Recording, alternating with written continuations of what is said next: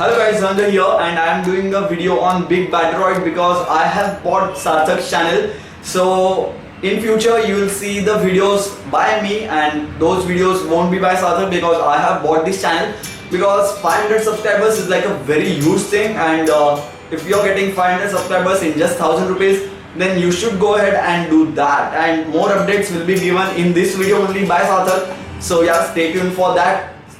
If you want to see the updates that Sarthak is going to give, and he will clarify all the things because of which he sold this channel to me, and it is very nice to have this channel. So yeah, let's get into the Q&A video because Sarthak was going to do a Q&A video with me, but I bought the channel, so yeah, I'll answer your question. So let's get started, and let's start with the first question, and that is by Ashish Kunnar. Will you ever join any YouTube network by cancelling your YouTube partnership? You cannot cancel the YouTube partnership. I guess you want to say that AdSense partnership. No, I will not cancel AdSense partnership at least for next 1 year or 2 years, as long as I grow that much, or I have 20 to 30 or 50,000 subscribers on my main channel and 10,000 subscribers on this channel, that is BigBadroid. So yeah, let's shift to the second question, that is by Akhil. Why don't you both of you create, add an intro, outro to your videos, mention my name as Akhil. So I mentioned your name as Akhil, and the reason there is no intro or outro in my video is that I do not like to take someone else's work. Like if someone has done that intro or outro, even though I completely understand that it is a free template which we can download and edit with our name, but I think that I will personally work on that and I will create my own intro and outro. And that is quite possible for me, but it's just like with studies and YouTube videos, it's like kind of tough to manage time, but I'll surely try to do an intro and outro in future.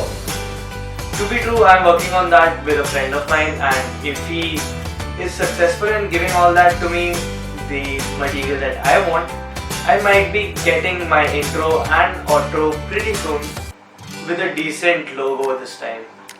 Yeah, I'm changing my logo. So the next question is by Snowball. Blue Snowball versus Zoom H1. Anytime if you are going to buy a mic, buy Blue Yeti. None of them.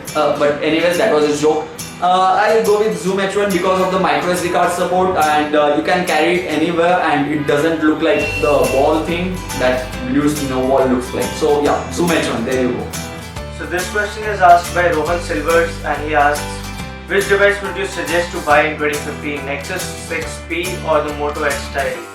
We know that both these devices were launched in this year itself, and to consider the one which was launched the latest, it is the 6P which was launched the latest, and before that was the X style. But if you want to go with the trend, then the latest is the greatest for you. But if you want to go specifications wise, I would rather tell you to go with the X style 6P, because frankly speaking 6P is not value for money, because considering its price of rupees 40,000 of its base model of 32 gigs, I would rather suggest you to go for the 32 gig variant of the MotoX style, which lies for 32,000 and also gives you the option to expand storage up to 128 gig.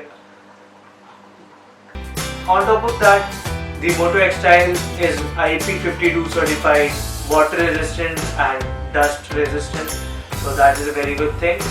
And considering the cameras over here, we have a 21 megapixel shooter and a 5 megapixel shooter as compared to a 12.1 and an 8 megapixel shooter on the Nexus 6P. But if you are looking for a better build, you can go ahead and get the Nexus 6P, because the Nexus 6P is built up of a fully aluminium material, whereas the X style is still a plastic material.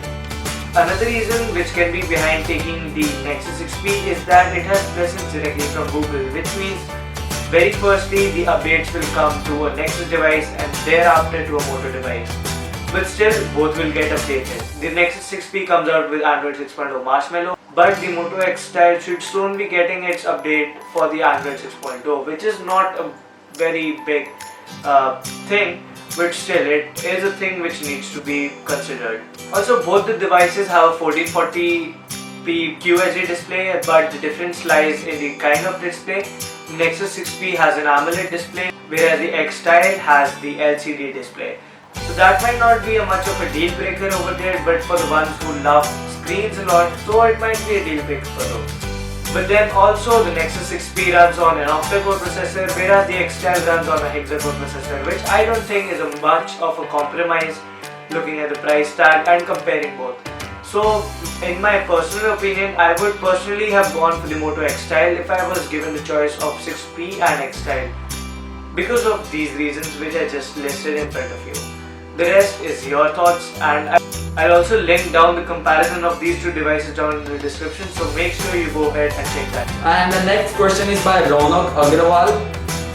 He says, will S6 get a marshmallow update or not, and when? Yes, S6 will obviously get a marshmallow update, and it should be in a month because the Lollipop update was rolled out to the S6 and the earlier devices like S5 very fast, so you can surely expect S6 getting marshmallow update very quick, like in a month.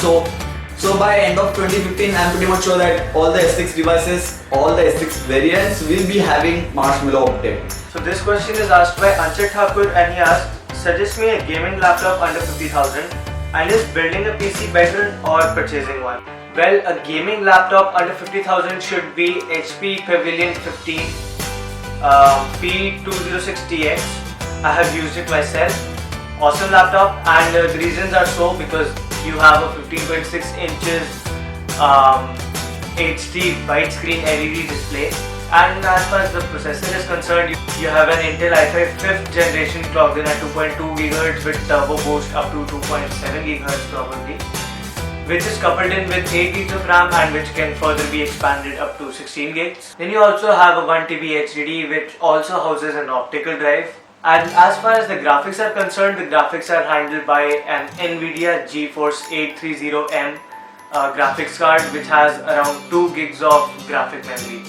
So with this laptop, you might not go wrong anywhere until and unless you have something better in mind. But since I've used this one on my own, so I can suggest this one to you surely. And since I haven't used any other one except for my low-end laptop, I believe that in 2015 this should be on your checklist, if not the only one.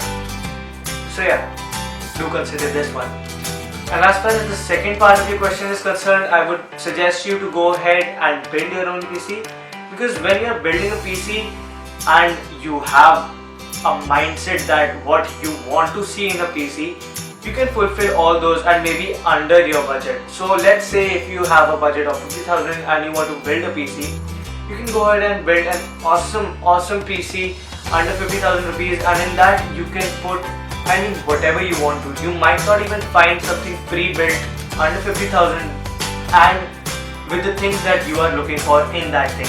But if you go ahead and build something yourself, you put all the parts, you collect all the parts yourself, and you have the knowledge of each and everything, then I can guarantee that nothing can go wrong. And also I'll be leaving a link to a certain site that probably gives you the best deals over parts of a PC. So you might want to check that out down in the description as well. Building a PC is so flexible that that you're not restricted to a certain company. Let's say you have NVIDIA's graphics card and you have an Intel i7 processor plugged in at something, and you have an Asus monitor, you have a Logitech mouse, and you have an eyeball keyboard. You can just freak out with best of each company. I'm just taking all this for an example. I'm not literally going in and saying that eyeball has the best keyboard or Logitech has the best mouse or Asus has the best screen. But the meaning is that you can play around with all the companies and make the best out of all them in one. So you should consider building a PC and not buying a PC. Next question is by Vedant Khera. He is asking Oneplus2 or the 6S. Anytime Oneplus2, because Android is Android and iOS is iOS, and who wants to use iOS, because you cannot root that. Even if you can root that jailbreak, you cannot install exposed framework on iPhone 6s, so that is the reason why I'll go with Oneplus2. And obviously Android is Android. I don't think so that I am going to switch to 6s or iOS device permanently. And Vedant Khera asked once again, Oneplus2 or Nexus, and by Nexus he means Nexus 6P. OnePlus2 or Nexus6P.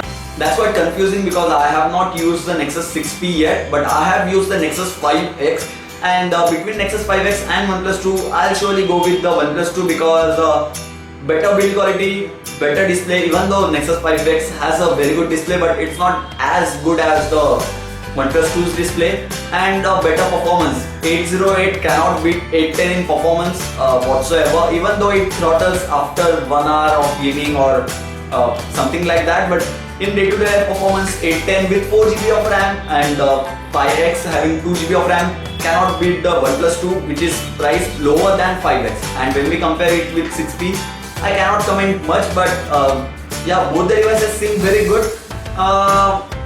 Let me just use the 6P and I'll comment about that after that.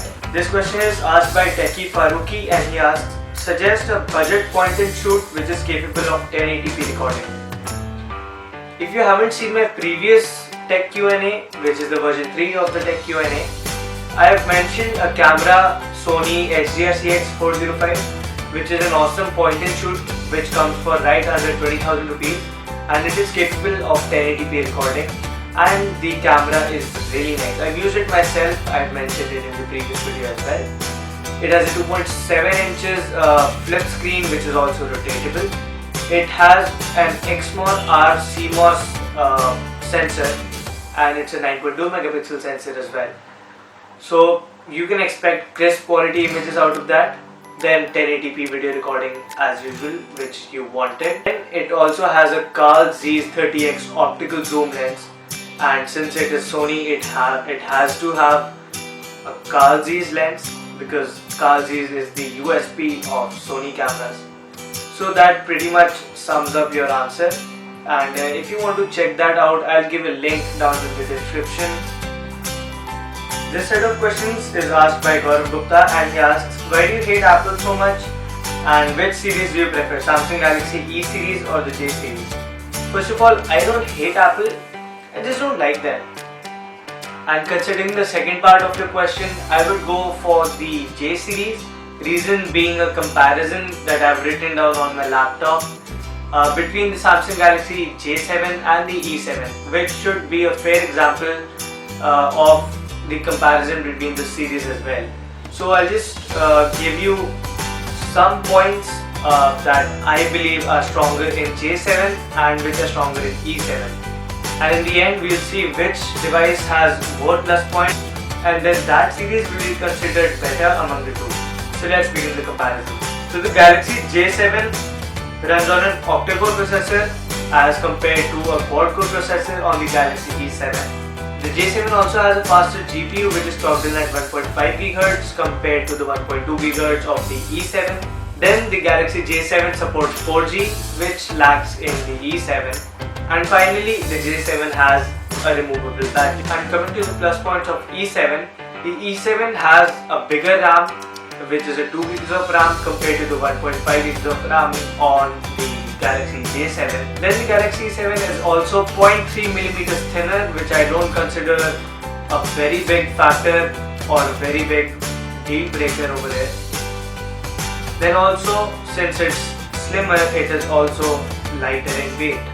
And this is another thing which I don't consider as a deal breaker, but then it is a plus point, so we cannot ignore it. And another thing which I forgot to mention is that the Galaxy J7 has an expandable storage option of 128 gigs, and the E7 also has an option to expand the storage, but only till 64 gigs. So you can see where the comparison goes to. The J series over here is considered better as it is also lower in price but gives better specifications as compared to the E7. So similarly, we can go into the in-depth comparison of E5 and E7, but that would stretch the video so long. But still, just for your sake, I'll give you the links down in the description which you can go ahead and check out. And those should really help you out in making up your decision considering buying a J series phone or an E series phone. But my vote goes for the J series. Hope you enjoyed this video, and if you did enjoy this video, then do give this video a thumbs up, and let's see if we can reach 152 likes on this video. So 152 likes on this video. So let's see if we can reach that. And if we reach that, then I'll surely try to make another Q&A video with Sarthak once again on the BigBadroid channel. So yeah, this is it for this video guys. Thank you for watching, and I'm going to end this video. So yeah, this is it for this video guys. Thank you for watching. Don't forget to hit the like button if you like this video. And as I said, 152 likes on this video. So yeah, thank you guys, thank you for watching. And if you have any questions for us which you want to get answered, then do let me know about that in the comment section below. I'll surely try to answer your queries. So yeah, thank you guys, thank you for watching.